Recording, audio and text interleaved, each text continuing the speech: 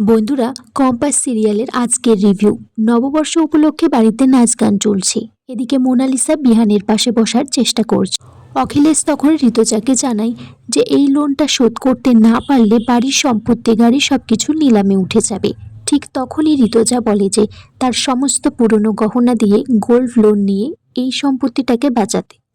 অখিলেশ এদিকে জানায় যে হিঞ্জল অফিসে গেছে, সে আসার সময় তার গহনাগুলো নিয়ে আসবে। শুনে মোনালিসা ভাবে গহনাগুলো সরিয়ে দিতে হবে। এমন অবস্থা করব বিহানের আমার দাদুর কাছে হাত পাতা ছাড়া কোনো উপায় থাকবে না। অরিন এদিকে তার প্রেমিকের মহিনার সাথে দেখা করতে গেছে। মোহিনী বলছে যে যান, আমাদের কথাটা এবার বাড়িতে জানিয়ে দাও।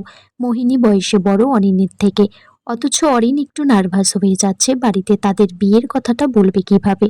মোহিনীর চোখ মুখ থেকে মনে হচ্ছে সে বিহানদের বাড়িতে ঢুকছে অরিনের হাত ধরে কোনো ক্ষতি করবে বলে। মোনালিসা এদিকে সেনাপতিকে ফোন করে বলে যে ছদ্মবেশে ঢুকে এই বাড়ি থেকে গহনাগুলো সরিয়ে দিতে। কম্পাস বিহান একসাথে নাচছে। তখন ঋতুজাকে জিজ্ঞাসা করছে এত চিন্তা করছে কেন, লোন নিয়ে কি কিছু হয়েছে?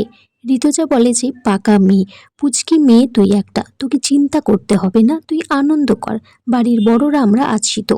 শেষে সবাই মিলে নাচ গান করে হই হুল্লোড় করে কাটিয়ে দিয়েছে। তখনই সেনাপতি ছদ্মবেশে গেটের সামনে এসে উপস্থিত হয়েছে।